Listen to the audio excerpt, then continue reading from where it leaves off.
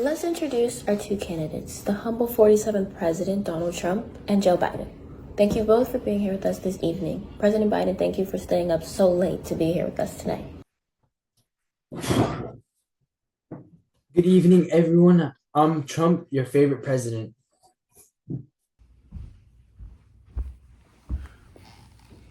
Joe Biden, let's have a good debate. Yeah, right. I'm already the best president going to squash you. Welcome, you two. It's lovely to see you both here. Well, more delightful to see one of you than the other. Good evening. We look forward to seeing a thoughtful and intelligent debate. So let's get started. We want to begin tonight with the issue of how cell phones across the country are being banned from schools as a new policy has rolled in.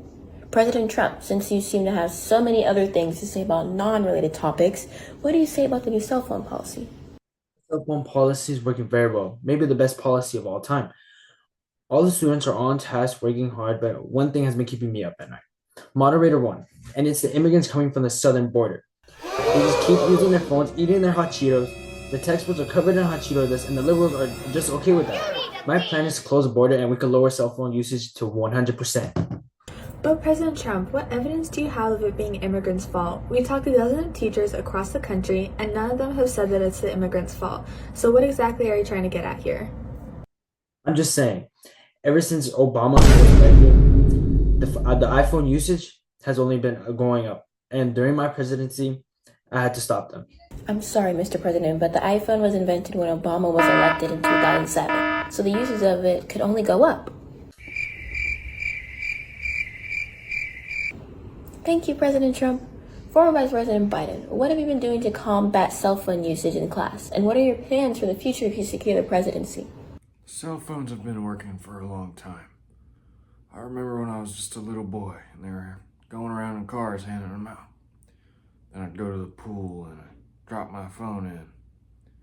I had to call my uncle because I couldn't swim. Anyways, that was the day I learned if you hold your breath, you can float. Former Vice President, can we get back on track, please?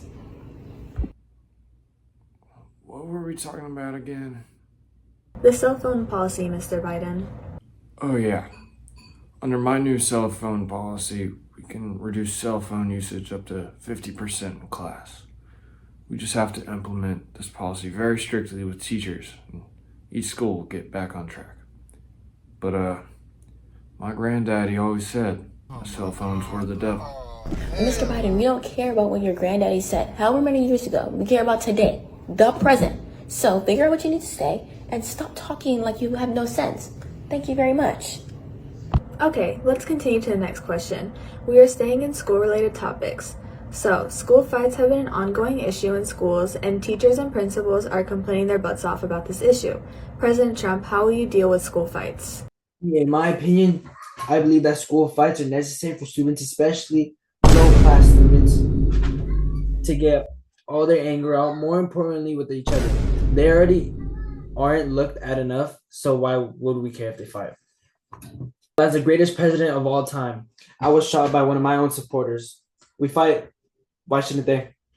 President Trump, you don't seem to have any care in the world about our school system and the fights that go along with it. Therefore, just stop talking in general for a few minutes while we get to the almost intelligent candidate. I'm just saying. No, you're done talking for right now. Wait until we come back to you to speak your piece. Now, Mr. Biden, what do you have to say about school fights?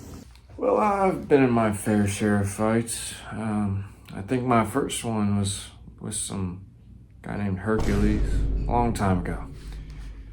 That didn't go too well for me. So maybe it should stop. Maybe the kids should just not fight. Seems like an easy solution to me. Mr. Biden, you weren't even born during that time period. That would make you thousands of years old, so what the heck are you talking about? You weren't alive, so it makes no sense. I could have sworn I remember seeing it. Whatever. The point is that if we don't stop kids from fighting, we'll just fight outside of school. Mr. Biden, you didn't seem because you weren't alive. Do you have something wrong with you, or is it just us? Because I'm confused. Oh yeah. Under mine? Well, your time is up now, sir, so you just have to wait until the next question. Let's get into the next question because both of you are annoying me and moderator 1 with this sad nonsense you call facts. As we head into the last question of the debate, Biden has chosen to make the closing statement. We will start by asking President Trump our final question. So, Mr. President, why will you be a good president? First of all, I'm already the best president. Nobody's ever been a better president. Everyone says it, you know it, I know it. People are saying, and I've heard this from very smart people, that I might be the greatest president of all time. Better than Lincoln, better than Washington, both nice guys. But let's be honest, not great at making deals. I made the best deals, and when you look at the economy, well, before the thing happened, it was incredible. People love me for chat. People say I've done a lot, but trust me, I could do even more. I could make Mars great too. If I wanted, just tremendous things. People are asking me to do it. Thank you, Mr. President, for that interesting last statement. Mr. Biden, you have the floor. How will you be a great president? I have a lot of plans for the United States as president. Under Obama, I was criticized for my lack of work as vice president, but I plan on changing things for my next term. President Trump has been destroying personal liberties in this nation, so the team and I have been working on something very important, the National Gender Equality Act.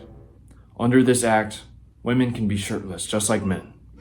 And that's all the time we have. Thank you, former Vice President Biden.